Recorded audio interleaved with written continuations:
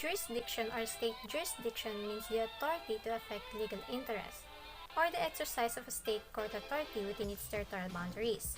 It also reflects international law general principles, sovereignty, and its non-interference in domestic affairs to another state, and also to its people, the citizens.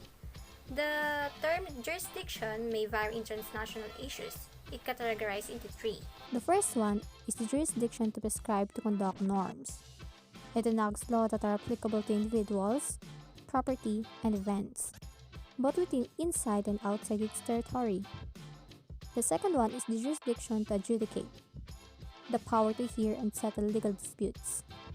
And the third one is the jurisdiction to enforce, the power to ensure compliance with legal commands. Even though the state jurisdiction are based on territorial, because of the competing interests of the states, it can also be based on national security and to its people, wherein this exerts the extraterritorial jurisdiction, or the exercise of the authority beyond its borders. Now, the bases or the principles of the jurisdiction are Territorial principle, nationality principle, protective principle, and the universal principle. This also considers the limitations on exercising the extraterritorial jurisdiction of a state. The fundamental source of jurisdiction is sovereignty over territory. A state has absolute but not necessarily exclusive power to prescribe, adjudicate, and enforce rules for conduct that occurs within its territory. For this reason, it is necessary that boundaries be determined. The third restatement summarizes the rules on boundaries where states are not islands but parts of a larger land mass. Thus, the boundary separating the land areas of two states is determined by acts of the states expressing their consent to its location, unless a consent to a different rule has been expressed. When the boundary between two states is a navigable river, its location is the middle of the channel of navigation. When the boundary between two states is a non-navigable river or a lake, its location is the middle of the river or lake. no country's law is applicable outside its own territory. If a cross-border situation arises, a connecting factor is required to determine the relevant law to be applied in this situation. The connecting factor may relate to subject aspects, such as the nationality of the person involved, or object aspects, such as the place where a service was provided or the damage was caused. The Philippines has no problem with surface land boundaries because we have no contiguous neighbors. However, because we are very close to other Asian states, knowing where our boundaries end may be necessary for purposes of determining our exclusive economic zone. A state also has jurisdiction over acts occurring outside its territory but having effects within it. This was enunciated in the Lotus case, an early case dealing with territorial jurisdiction. The effects doctrine itself consists of two principles. First is the subjective territorial principle, which says that a state has jurisdiction to prosecute and punish for crime commenced within the state but completed or consummated abroad. Second is the objective territorial principle, which says that a state has jurisdiction to prosecute and punish for crime commenced without the state but consummated within its territory. The Permanent Court of International Justice attached to the League of Nations operated from 1920 until 1946, when it was replaced by the International Court of Justice. In this case of SS Lotus, the court considered how national and international laws might intersect in a trial involving a high seas collision. On August 2, 1927, the French vessel Lotus was sailing past the island of Lesbos when it crashed into a Turkish vessel, Bosco. The crews of both ships tried to rescue the victims. The Bosco sank and killed 8 Turkish nationals on board the Turkish vessel. The 10 survivors of the Bosco, including its captain, were taken to Turkey on board the Lotus. The Lotus then proceeded to the Turkish city of Constantinople, that is now called Istanbul. After investigating the incident, the Turkish police arrested the Lotus first officer, Lieutenant de Mons, and charged him with manslaughter. Lieutenant de Mons argued that the Turkish courts had no jurisdiction over him, but the Istanbul criminal court overruled his objection. The court convicted the 2 captains and sentenced them each to a short term of imprisonment. The French government immediately protested the arrest of de Mons and demanded that his case be transferred to France. As a compromise, the Turkish and French governments agreed to transfer the case to the Permanent Court of International Justice in The Hague. The Lotus Principle enshrines the fact that national sovereignty outranks international law. It is stated that a state cannot exercise its jurisdiction outside its territory unless an international treaty or customary law permits it to do so. And within its territory, a state may exercise its jurisdiction in any matter even if there is no specific rule of international law permitting it to do so.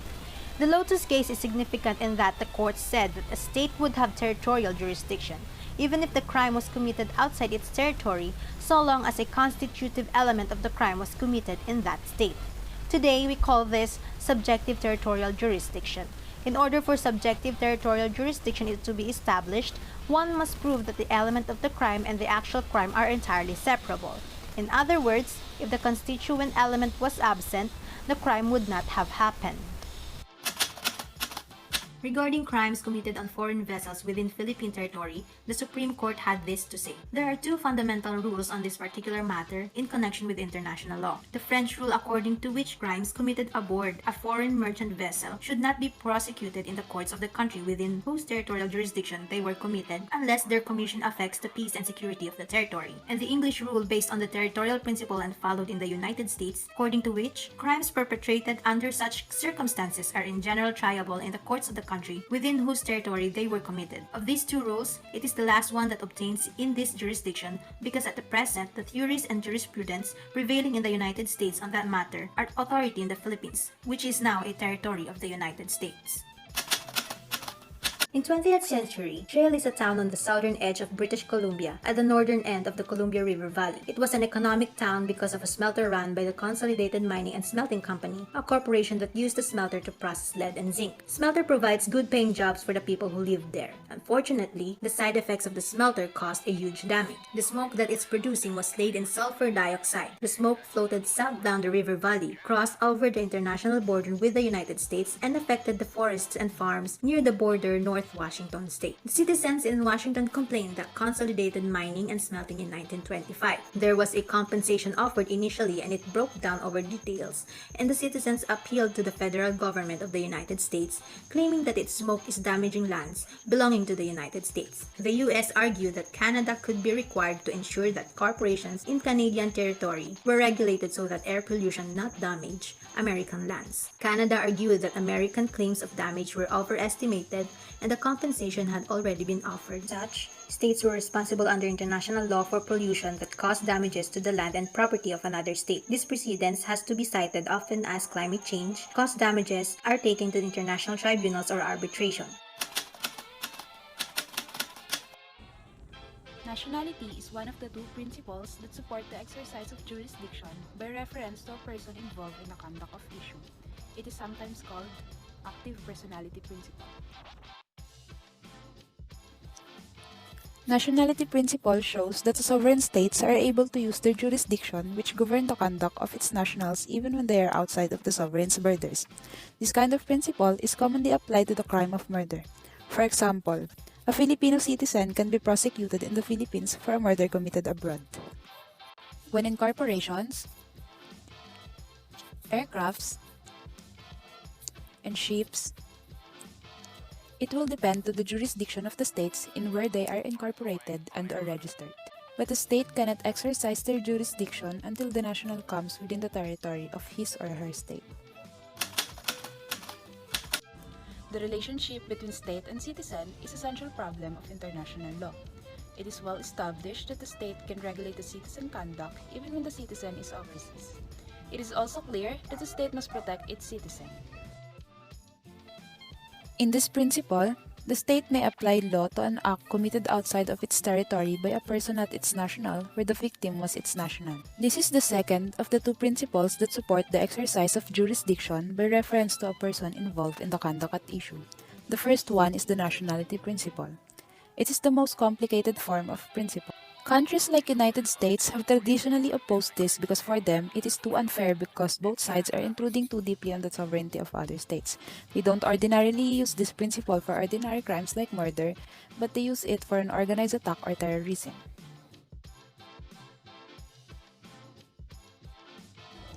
The number of terrorist attacks during the last few decades has increased around the world. These events show that each country must find methods of ensuring the safety of its nationals abroad. This principle of jurisdiction is one basis for the extension of a state's laws over acts committed abroad. Stateless person. They are the one who do not have a nationality. It's either they are de jure or de facto stateless. When we say de jure stateless, It's a person who have lost their nationality. De facto stateless is a person who have a nationality but their protection is denied when outside the state. It is the common situation of many refugees. Now let's talk about the protective principle. The protective principle is a principle that states may exercise their jurisdiction over conduct outside its territory that threatens its security, as long as that conduct is generally recognized as criminal by states in the international community. It's like the citizen of country A did an act to country B that threatens their security. Country B has the power to exercise their jurisdiction against the citizen of country A. There are examples of given acts covered by the protective principle. First, plots to overthrow the government. Second, forging its currency. And lastly, plot to break its immigration regulations. A sample case of this is that of Lord Ho-Ho, an American citizen, who broadcast messages from Germany seeking to persuade the Allies to surrender.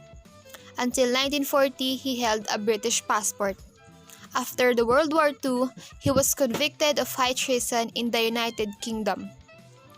Only offenses posing a direct specific threat to national security limits this principle.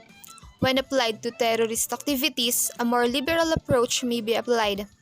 And these activities were under the universality and passive personality principle. The universality principle is the most important concept in jurisdiction in international criminal law. It recognizes that certain activities universally dangerous to states and their subjects, requires authority in all community members to punish such acts wherever they may occur, even absent a link between the state and the parties or the acts in question. The reasoning behind it is based on the notion that certain crimes are so harmful to international interest that states are obligated to bring action against the perpetrator, regardless of the place of the offense and the nationality of the perpetrator or the victim. This principle started with piracy. In international law, piracy means any illegal act of violence or depredation committed for private ends on the high seas or outside the territorial control of any state. Now the principle covers not just piracy, but also genocide, crimes against humanity, war crimes, aircraft piracy, and terrorism. There's also growing support for universal jurisdiction over crimes against human rights. The Statute of the new International Criminal Court defines these crimes thus. In Article 6, genocide means any of the following acts committed with the intent to destroy in whole or in part a national, ethnical, racial, or religious group. Article 7, crimes against humanity means any of the following acts when committed as part of a widespread or a systematic attack directed against any civilian population with knowledge of the attack.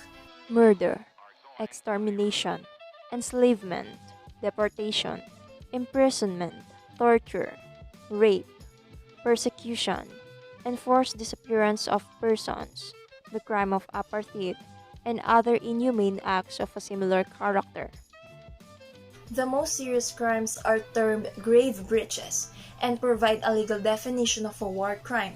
In Article 8, it enumerates in detail the war crimes under the Geneva Convention, including willful killing, torture or inhumane treatment, including biological experiments, willfully causing great suffering or serious injury to body or health, compelling a protected person to serve in the armed forces of a hostile power, willfully depriving a protected person of the right to a fair trial if accused of a war crime, taking hostages, extensive destruction and appropriation of property not justified by military necessity and carried out unlawfully and wantonly, and last, unlawful deportation, transfer, or confinement.